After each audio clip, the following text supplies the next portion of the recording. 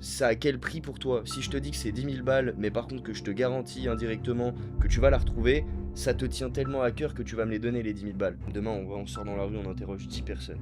Si elles entendent parler d'une nouvelle personne, d'une nouvelle marque ou voilà, d'une nouvelle société, qu'est-ce qu'elles vont faire? Elles vont sur Wikipédia? Non. Elles vont sur les pages jaunes? Non. Elles vont sur Internet?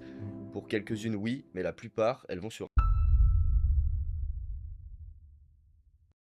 Comment ça va? Bah écoute, Le retour, très bien, deuxième et toi? podcast. Et ouais, ça fait plaisir. On se voit 2 Hmm. fois par an, c'est ça qui est impeccable. Donc là, explique-nous, t'es resté sur Lyon là un peu? Je suis resté l'été en général, je reviens sur Lyon. Je viens Ok, voir un petit peu ma famille, passer du temps avec mes potes, retrouver un peu la campagne, la nature. ok. Et là, bah du coup, dans 5 jours, je repars à la maison sur À Dubaï, Dubaï. tranquillement. Pour toi, c'est quoi le personal branding? Qu'est-ce qui fait que tu vas en avoir un bon ou un mauvais par exemple? Le personal branding, c'est quelque chose en soi de super simple. C'est tout simplement genre l'empreinte que tu vas laisser dans l'esprit des gens quand t'es pas là pour parler de toi. Donc maintenant, qu'est-ce que tu veux laisser comme empreinte, comme impression, en parlant de tes valeurs, en parlant de tes images, de tes couleurs, de ce que tu dégages réellement comme énergie en globalité.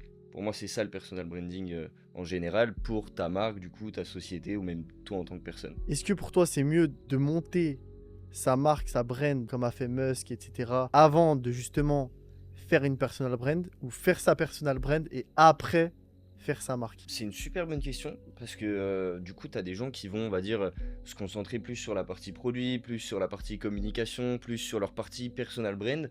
Et pour moi, je pense que c'est un truc, et tu donnes l'exemple d'Elon Musk, mais on peut en prendre plein d'autres. Pour moi, ils ont tous créé leur personal brand en créant leur boîte, en entreprenant. Ma brand, donc mon image personnelle, celle de mes boîtes, etc., je la crée depuis les 8 ans que j'entreprends, les 8 ans que je suis sur le terrain. C'est, on va dire, mon branding, ça fait partie aussi de mon expérience, de mon vécu, de ce que j'ai pu accomplir, ce que j'ai pu faire. Donc, bah, j'ai envie de te dire, ouais, c'est quelque chose que tu crées en même temps, mais par contre qu'il faut pas négliger. Je pense qu'il y a une part de tes investissements de boîte qui doivent se faire sur ton image, sur ta brand, parce que c'est clairement ce qui va t'aider à tenir sur le long terme ou pas, et surtout convertir des clients premium ou non.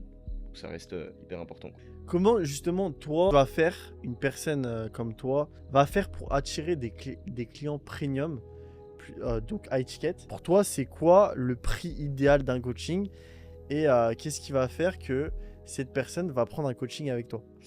En soi, j'ai envie de te dire, il y a jamais de réel prix idéal pour, dans une globalité. Moi, je vais avoir un prix idéal, toi, tu vas avoir un prix idéal, Hubert, Henri, Didier, Thibaut, ils auront des prix idéaux également. On va dire que ça va dépendre réellement d'une part de ton positionnement, de qui tu veux toucher et surtout de la transformation et le résultat que tu apportes. Si demain, je te donne un exemple dans l'amour, on va dire les rencontres, etc. Si je te vends un programme, et c'est un exemple parce que j'ai un très bon ami Vito qui fait ce truc-là, qui vend ce service-là, si demain, tu vends un service où je t'accompagne pendant 2 3 mois à te relever psychologiquement, à reprendre confiance en toi, à reprendre de la détermination, ou à retrouver ton ancienne femme, ou à en trouver une nouvelle, et inversement, homme, etc., ça a quel prix pour toi? Si je te dis que c'est 10 000 balles, mais par contre que je te garantis indirectement que tu vas la retrouver, ça te tient tellement à cœur que tu vas me les donner les 10 000 balles. Donc ça va réellement dépendre de, on va dire, le niveau de transformation qu'il y a derrière et l'impact que toi en tant que personne ça aura pour toi en fonction de cette problématique. Donc en fonction de ton problème, s'il est plus ou moins gros, ton prix va être plus ou moins gros. Maintenant en fonction de ton image, donc si tu parais pour quelqu'un d'expert, de premium, tu vas pouvoir chiffrer bah du coup comme du Apple, du Tesla, où c'est du expert, c'est du premium et tu payes ton iPhone 1500 balles, alors que tu as des très très bons téléphones qui valent aussi 500 balles, mais qui a pas du tout la même brand, pas du tout la même image premium, donc ça va aussi dépendre de l'image que tu veux donner à travers ton positionnement. Est-ce que pour toi, le marché français est bon? Le marché français, que ce soit le marché français, italien ou ce que tu veux, dans tous les cas, je pense que n'importe quel marché est exploitable. Maintenant, chaque marché a ses limites et chaque humain aussi a ses limites. Donc, tu as des gens, regarde, des Yomi, des Loïc Bourget, des Antoine Blanco, des Mathis Clouet, ils ont fait des millions sur le marché francophone, mais ça représente que 1% et Ouais, c'est encore de 1%, ceux ouais, qui se lancent. 0,10. Voilà, c'est un micro Voilà, pourcentage. c'est ça. Maintenant, ces gens-là, ils ont peut-être pas eu les mêmes limites que 99% des autres personnes qui se disaient justement et qui lançaient un business en se disant ouais mais ce marché-là, il est à chier ou il va pas être bon. Déjà, si tu lances ton business en te disant ça, bah la vie va faire que ça va t'arriver et que tu auras raison et tu vas te rendre compte que c'est pas le bon marché. Si tu te dis que c'est possible et que tu mets les efforts en termes de brand, en termes de com, en termes d'acquisition globale et que tu es présente partout, aujourd'hui c'est toujours le même truc. C'est pas le meilleur produit ou le meilleur gars qui gagne, c'est vraiment la personne qui est la plus vue. Donc si tu fais en sorte d'investir sur les bons endroits, les bonnes manières, que ça soit le marché francophone, italien, belge ou américain, il y a de l'argent à faire, même beaucoup d'argent à faire. Donc pour toi, c'est aujourd'hui, en 2025, c'est le view qui rapporte. Pour moi, ouais, c'est le fait d'être vu. Parce Ok. qu'aujourd'hui, ce qui est dur à attraper, c'est l'attention des gens. Parce que il y a tellement de distractions. En fait, aujourd'hui, ça n'a jamais été aussi simple d'entreprendre et de lancer un business en ligne et de faire tes 3, 4, 5 000 euros par mois en voyageant, en faisant ce que tu veux. Sauf que ça n'a jamais été aussi simple d'être distrait, de tomber sur un TikTok, de te retrouver perdu pendant une demi-heure sur Instagram. Grave. Donc, sachant que la clé de la réussite, c'est entre parenthèses, discipline plus constance égale succès. Si ta discipline, t'arrives pas à la tenir, bah, au final, ta constance non plus, bah, au final, ton succès, tu l'as pas.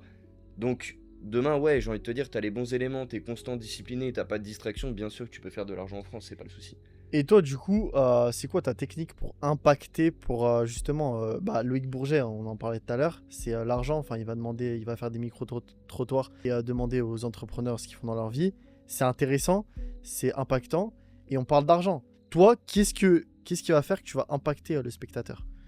Alors, tu vas impacter le spectateur en fonction de l'objectif que tu as derrière. Moi, de toucher la masse, ça m'intéresse absolument pas. Donc, toucher le peuple que touche un Anthony Sérius, un La Menace, un Loïc Bourget, qui sont du public de 16 à 18, 20, 22, 25 ans max, Ok. c'est pas forcément ma cible. Moi, je touche uniquement les coachs, les indépendants, les freelance, qui ont en général entre 25 et 40 ans, qui ont déjà un minimum d'expérience sur le terrain. Donc, ces gens-là, pour les toucher, moi, j'ai pas envie de faire du mainstream ou du lifestyle ou Ok. montrer juste de l'argent, mais je vais plutôt leur apporter de la valeur. Donc j'ai envie de te dire, ça va vraiment dépendre en fait de ton objectif, encore une fois de ton positionnement et de qui est-ce que tu veux réellement toucher. Maintenant, c'est clair qu'en France, comme tu dis, les gens sont beaucoup plus ouverts à parler d'argent, ce qui est normal au final aux États-Unis. Tu vois, aux États-Unis, t'en parles normalement. Ici, t'as un peu le tabou de l'argent. Mm. Alors, bien évidemment, quand tu vois des petits gars de 20, 25, 30 ans qui gagnent beaucoup d'argent et qui en parlent ouvertement, bon, ça donne envie. Et voilà, aujourd'hui, vu comme tu l'as dit, les gens sont un peu assistés, ils aiment bien le succès rapide. Ils te vendent le succès rapide, donc il n'y a Bien rien de plus sûr. concret pour eux, quoi. Tu viens Enfin, ça fait longtemps que du coup, tu as ton académie, Onligro.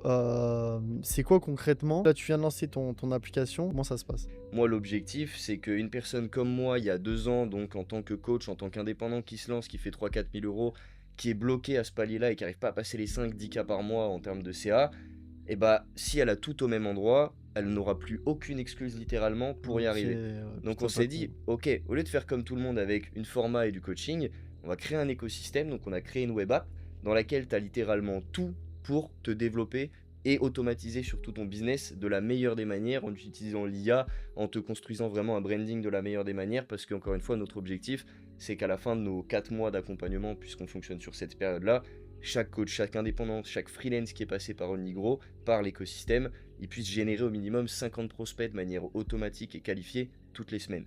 Donc, Ok. on s'est dit, il faut tout au même endroit. Donc, on a créé l'écosystème. Tu retrouves à la fois des trames de closing, comme des réponses à tes objections, comme des suivis de KPI, comme des outils d'automatisation pour créer ton contenu de manière automatique, prospecter automatiquement et convertir au mieux. Ok, ça marche. Et du coup, avec avec l'accompagnement, tu as des appels tous les Une jours? fois que tu fais partie de l'écosystème, tu as Ouais. un appel toutes les 2 semaines avec du coup un coach référent ou Ok. moi-même directement. Tu as un Ok. support 24 heures sur 24. Donc si tu as une question, tu as une réponse directement du coup dans les 20 minutes au maximum sur WhatsApp. Tu as l'accès du coup à l'écosystème complet et surtout tu as accès à notre technologie. On a une technologie d'automatisation qui te garantit justement d'aller toucher des prospects tous les jours de manière qualifiée sans te ruiner en ads. Donc ça me fait une Ok. grosse différence, quoi. Tout à l'heure, tu m'as dit que voilà, il y a 2 ans, tu aurais aimé avoir ça. Là, c'est quoi le déclic qui t'a fait comprendre que c'était mieux de tout regrouper sur une même app? Alors, en fait, mon objectif, ma mission avec Onigro, elle est super simple. C'est que le seul but, c'est justement faire paraître enfin, distribuer mes connaissances, dupliquer mes connaissances et aider d'autres gens à réussir à faire ce que j'ai fait, donc depuis mes 18 ans, à être libre, à être indépendant financièrement, et que ça soit gagner 5 000 euros, 3 000 euros, comme 20 000 par mois, je sais faire de l'argent en ligne, voyager et profiter de ma vie. Donc le but, c'était de transmettre tout ce qui m'a permis de le faire à travers un seul et même endroit, donc que ce soit les bons outils, les bonnes connaissances ou le bon réseau, parce qu'on partage également notre réseau en plus des outils à travers l'écosystème, et ça fait toute la différence. On va parler des erreurs que les gens font quand ils se lancent, quand ils lancent leur personal brand.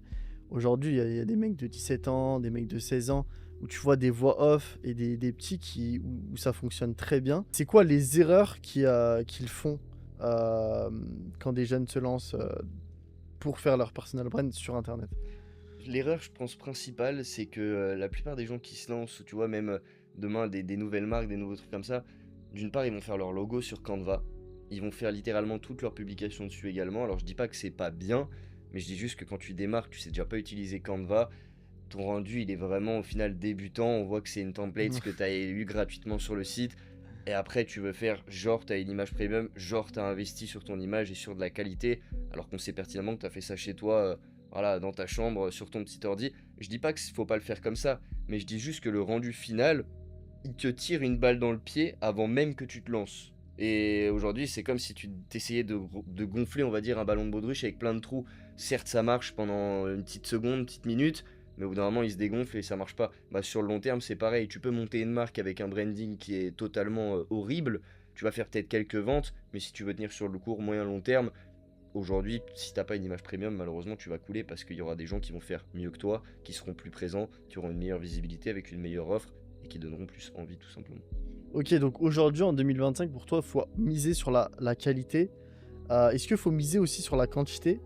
Est-ce qu'il faut miser, parce que tout à l'heure, tu me parlais des vues, la quantité, est-ce que c'est important pour une personal brand ou vaut mieux viser sur la qualité que la quantité? Comme on disait tout à l'heure, ça va dépendre de ton positionnement, mais je te donne un exemple super simple. Imaginons Anthony Sirius aujourd'hui qui touche du 18-25 ans avec Sirius Circle. Et bah lui, il faut qu'il fasse 80% de vidéos où c'est du lifestyle, c'est de l'argent, c'est du mainstream pour avoir une grosse viralité et toucher sa cible. Et 20% de regardez, avec cette vidéo de gorille, tu peux faire de l'argent. Les gens, ça les convertit.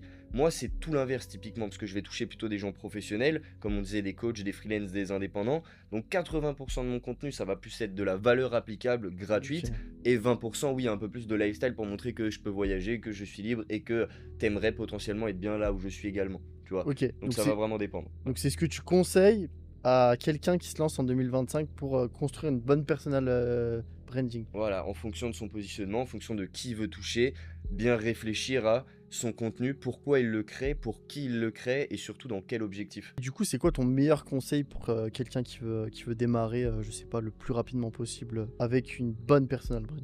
Pour moi, c'est vraiment ce qu'on disait tout à l'heure, c'est de se dire, ok, quand tu démarres, démarrer de zéro aujourd'hui, c'est possible. Maintenant, c'est toujours un peu plus compliqué. Démarrer avec 200, 300, 500 euros, ça t'améliore déjà un petit peu plus le travail, surtout si tu veux vendre du service, du coaching en ligne, peu importe, ou même une marque comme Maison Abraham, typiquement.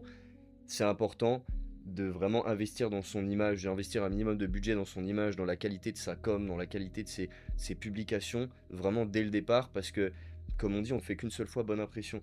Et si la première, elle est mauvaise, malheureusement, c'est compliqué de se rattraper. Donc, je suis le premier à le dire, si ton contenu n'est pas parfait, poste quand même, tu vas performer au fur et à mesure du temps. Mais aujourd'hui, malheureusement, putain, faites quand même un effort sur la qualité de vos premiers posts, parce que ça détermine réellement les gens que tu vas toucher, et puis surtout l'image que tu vas te donner. Donc, est-ce que acheter une bonne caméra, un bon micro, Antoine Blanco a dit que enfin, le son c'était très important, l'image c'était très important. Est-ce que tu as d'autres conseils comme ça Je vais te dire, regarde où on est aujourd'hui. On est dans un studio de podcast Ouais. parce que toi, comme moi, on sait très bien que aujourd'hui, avoir une image premium, avoir un personal brand de qualité, c'est comme ce que tu viens de dire, c'est avoir une image de qualité, c'est Et un avoir son de du son qualité. de qualité. Donc oui, aujourd'hui, investir dans une petite caméra ou même un iPhone. Aujourd'hui, je tourne des vidéos YouTube en 4K avec mon Ouais, iPhone. ouais. Maintenant, le seul truc, c'est de vraiment investir ouais, dans un petit micro. Donc, tu as des petits DJI ou des trucs comme ça sur Amazon à 150, 200 euros. Crois-moi que ça fait toute la différence. Tu utilises Caption après pour monter avec l'IA, avoir un truc fluide et joli. Et let's go. L'IA va super vite. Le personal brand aussi. Où tu le vois du coup dans 5 ans? Pour moi aujourd'hui, et c'est pour ça que j'appuie vraiment sur la partie premium de ton personal branding, c'est que entre toi et moi, même demain on sort dans la rue, on interroge 10 personnes. Si elles entendent parler d'une nouvelle personne, d'une nouvelle marque ou voilà, d'une nouvelle société, qu'est-ce qu'elles vont faire? Elles vont sur Wikipédia? Non. Elles vont sur les pages jaunes? Non. Elles vont sur Internet? Pour quelques-unes, oui, mais la plupart, elles vont sur Insta.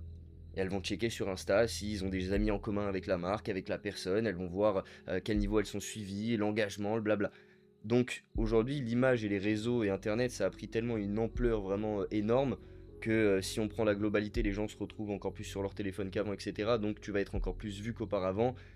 Ouais, pour moi, si tu veux tenir dans 3, 4, 5 ans, c'est maintenant qu'il faut construire ton image en ligne, c'est maintenant qu'il faut construire réellement un beau personal brand, parce que bah, dans 5 ans, un personal brand, des vidéos comme l'exemple, les vidéos d'il y a 2 ans qui m'apportent encore de l'argent aujourd'hui, parce que j'avais fait le truc quali il y a 2 ans et que ça faisait toute la différence. Aujourd'hui, c'est pareil, dans 5 ans, ça le sera encore plus.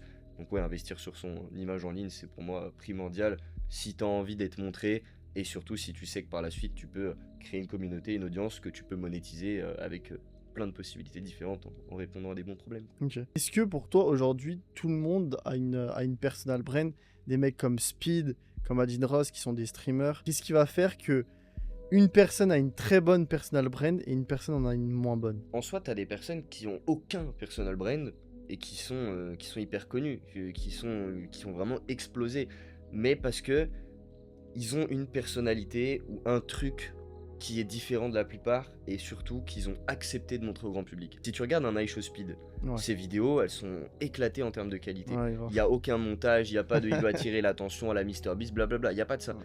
Mais il est tellement fou, il est Ouais. tellement différent, comme Sirius typiquement, que ça accroche les gens. Et indirectement, c'est son empreinte, c'est sa valeur, c'est qui il est, qu'il a accepté de partager à 100%. Et pour moi, ça fait partie de ton ADN, de ton personal brand. Donc tu peux juste être toi-même sans avoir une super bonne qualité, etc. et quand même attirer du monde. C'est vraiment un tout, différents éléments. Maintenant, bah, en fonction des différents éléments qui composent l'ADN de ton personal branding, lesquels tu vas mettre en avant plus ou moins, j'ai envie de te dire. Donc, ouais, ça a quand même son importance. Pour toi, est-ce que on sait tous qu'un plan, on peut pas le suivre à la lettre. Ouais. Mais est-ce que pour toi, il faut un plan où il faut suivre son instinct, suivre les opportunités? Pour toi, c'est quoi justement ton rapport par rapport à ça? Moi, je suis quelqu'un, si j'entreprends, c'est que j'aime être libre. Donc moi, de me mettre un calendrier, de mettre des horaires, etc., je déteste ça. Et j'entreprends pour éviter ce truc-là, tu vois. Maintenant, ça n'empêche pas que sans plan, sans directive, sans t'as beau avoir une Lambo, avoir un GPS, si tu mets pas d'adresse, tu sais pas où tu vas. Donc pour moi, il faut avoir un plan dans un premier temps, ça c'est clair. Se concentrer sur un plan A, c'est des petites citations à la con, mais oui, il vaut mieux pas avoir de plan B qu'un seul plan A. Maintenant, il faut pour moi avoir un objectif, une target, un premier plan que tu vas dessiner quand tu te lances pour aller à cette target. Et pendant le parcours, rien ne t'empêche de peaufiner, améliorer ou même changer de plan tant que ta target elle reste la même. Parce que tu vas faire des rencontres, parce que tu vas avoir des opportunités, parce que tu vas avoir des nouvelles idées. Donc forcément que pendant le process, ton plan il va changer et qu'il va pas se passer comme sur le papier. Mais le plus important, c'est que tu peux changer de plan, mais pas d'objectif. Il faut une seule destination. Ouais. Mais peut-être un plan B ou un plan C. Pas de plan B, pas de plan C. Juste Ok. la possibilité et l'ouverture d'esprit de te dire mon plan il peut pas se passer forcément à 100% comme j'avais prévu. Peut-être faire des rencontres, des trucs qui vont faire que la vie va m'emmener à modifier un peu ce plan-là pour peut-être y aller encore plus vite à l'objectif final ou y aller d'une manière complètement différente qui coûtera peut-être moins cher en temps, moins cher en énergie, peu importe. Mais la destination reste la Mais même. la destination reste toujours la même. À chaque fois, j'aime bien les citations que les intervenants amènent ici. Soit une citation, une phrase. Parce que vous l'avez compris, si vous avez capté que l'importance du personal brand en 2025 c'est primordial et pas négligeable.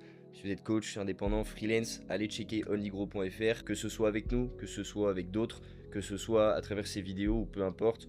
Vraiment prenez le temps de vous intéresser au personal brand, à la puissance d'une bonne image de marque, parce que ça peut littéralement changer votre vie et votre business.